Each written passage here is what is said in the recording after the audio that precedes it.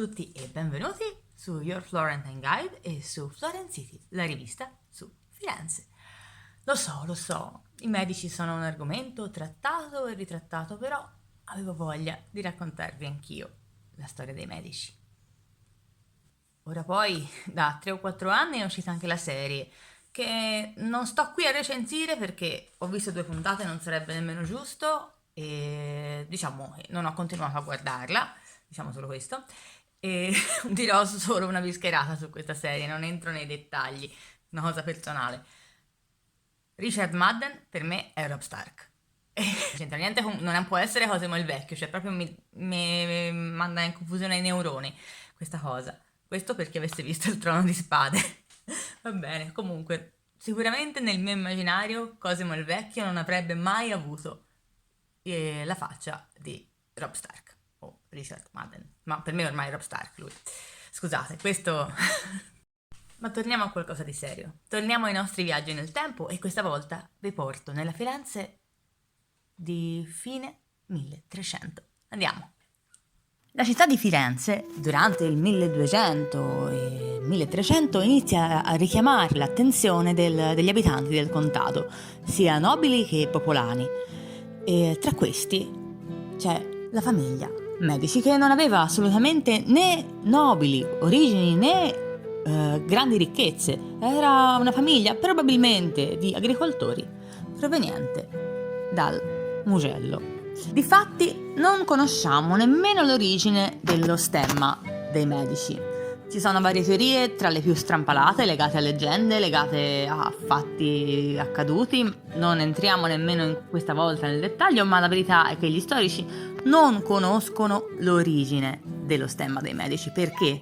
Perché i Medici non erano nessuno, almeno fino agli ultimi anni del 1300. Difatti la prima volta che si sente parlare della famiglia Medici è durante il tumulto dei Ciompi, quando un Medici, di un ramo cadetto della famiglia Medici, era gonfaloniere in città. Il tumulto dei Ciompi fu una vera e propria rivolta dei sottoposti dell'arte della lana, ma anche qui non entriamo nel dettaglio. Comunque il primo Medici ad accumulare una vera ricchezza finanziaria è Giovanni di Bicci, figlio di Averardo di Bicci. Giovanni di Bicci sarà il primo a dare veramente importanza al Banco Mediceo e sarà lui ad aprire succursali nella nostra penisola, ma anche fuori, in Francia, in Inghilterra, in Germania, fino ai Paesi Bassi. Ovunque c'era il Banco Mediceo. E la sua influenza sulla vita politica fiorentina diventava sempre più importante. Nel 1386 Giovanni si sposò. Il matrimonio con Piccarda Bueri sarà una vera e propria fortuna. La donna veronese era bella, intelligente e in più era di una casata importante, i Bueri, e in dote portava con sé 1500 fiorini d'oro. E Giovanni saprà reinvestire nel banco quei fiorini e saranno la base della fortuna che abbiamo visto poco fa. Dal suo matrimonio con Piccarda Bueri ricordo 2 figli. Il primo, che è Cosimo il Vecchio, Cosimo poi sarà il Vecchio, di cui andremo a parlare a breve, e il secondo, che è Lorenzo il Vecchio, che non è tanto conosciuto, ma che sarà il capostipite del ramo cadetto della famiglia Medici, che regnerà a Firenze fino al 1700. Tornando a Giovanni di Bicci, era un uomo di finanza, un uomo che sapeva assolutamente come comportarsi, come farsi ben volere, e all'inizio del 1400 iniziò ad entrare anche nella vita politica cittadina. La città in quegli anni era praticamente in mano agli Albizi, ma avevano anche molta importanza le arti e lui diventa priore dell'arte del cambio. Nel 1417 Firenze vede un periodo orribile. In quell'anno una terribile peste si abbatté sulla città e le vittime furono più di 17.000. Oggi forse non sembra un numero esagerato, però contate che gli abitanti di Firenze erano poco più di 100.000, quindi un vero disastro. Durante quell'anno Giovanni si impegna anche in grandi aiuti cittadini, quindi anche una grande umanità sicuramente descrive questo personaggio. Un'altra cosa che voglio ricordare per quanto riguarda Giovanni è che nel 1419 incarica Brunelleschi, che era il suo architetto preferito, di creare l'ospedale degli Innocenti. Brunelleschi terminerà l'opera solo nel 1425. Fece il tempo a vedere l'ospedale degli Innocenti finito e poco tempo dopo, nel 1428, si spense. Come potete immaginare, i medici erano amati dal popolo perché si dimostravano molto umani, ma avevano tantissimi nemici invece tra le famiglie potenti perché li vedevano come grandi rivali. Dopo la morte di Giovanni, il potere passa nelle mani, il potere economico più che altro passa nelle mani dei figli Cosimo e Lorenzo, ma sarà Cosimo, che poi sarà famoso come Cosimo il Vecchio, a rendere ancora più prestigioso il Banco Medicio, aprendo ulteriori succursali a Bruges, a Parigi e facendo del potere economico la sua forza, perché lui non aveva alcun titolo, ma aveva tante entrate, aveva talmente tanti soldi che poteva manipolare la vita politica fiorentina, aveva questo potere. E questa cosa sicuramente non piaceva alla maggior parte delle famiglie. Considerate che c'erano famiglie che gestivano Firenze, gestivano la signoria da anni, la famiglia Albizzi e la famiglia Strozzi in primo luogo. Dopo il tumulto dei Ciompi, gli Strozzi e gli Albizzi praticamente avevano preso il controllo della città e Cosimo sembrava veramente un pericolo. Cosimo cominciò quando il padre era ancora in vita a fondare la propria influenza a Firenze, grazie al suo potere economico, sempre in modo molto attento. Sì, era il denaro che parlava per lui. La corruzione sicuramente gli ha portato grandi fortune, ma faceva sempre tutto nell'ombra. Grazie alla sua ricchezza e al suo prestigio come mecenate, perché anche l'arte appunto svolgeva la sua parte, creò dei matrimoni per se stesso e per la sua famiglia che in realtà erano alleanze di varia natura.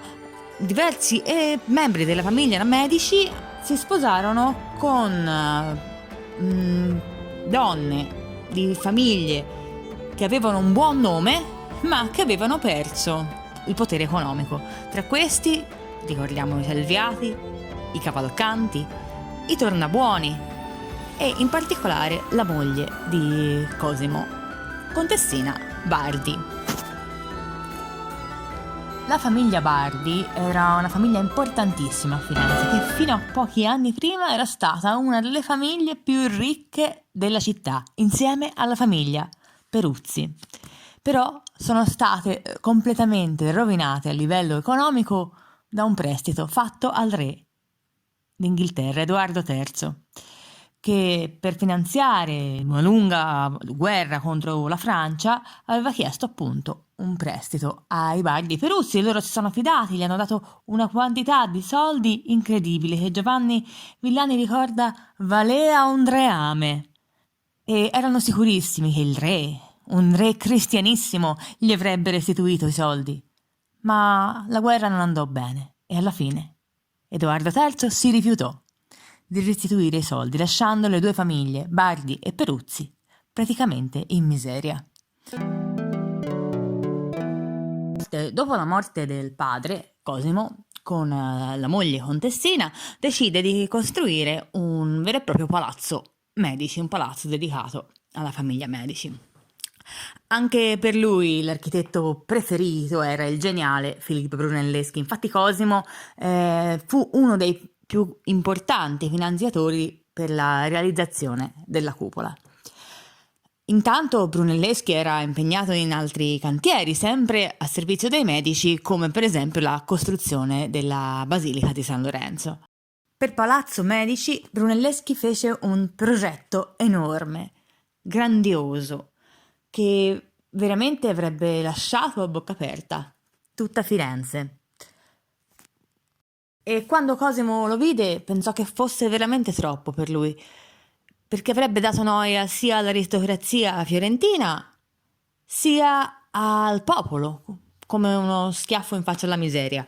Quindi non lo accettò e accettò invece il progetto di Michelozzo che, pur essendo moderno, parliamo di Palazzo Medici che oggi si chiama Palazzo Medici Riccardi, pur essendo moderno e di palazzo rinascimentale, non era pomposo e pretenzioso come il progetto di Brunelleschi, e si narra che invece il progetto di Brunelleschi lo abbia comprato uno dei nemici dei Medici, Luca Pitti, che fece costruire il suo palazzo, Oltrarno, per questo si chiama Palazzo Pitti, e richiese, così pare espressamente a Brunelleschi, che le finestre del suo palazzo fossero grandi quanto il portone di Palazzo Medici, per dimostrare la sua importanza.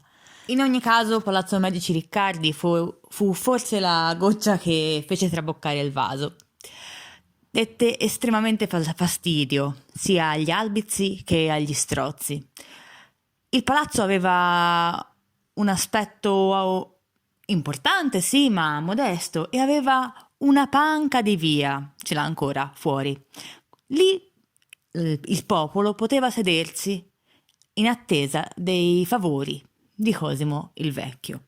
Era su questo anche che giocava Cosimo, sul popolo.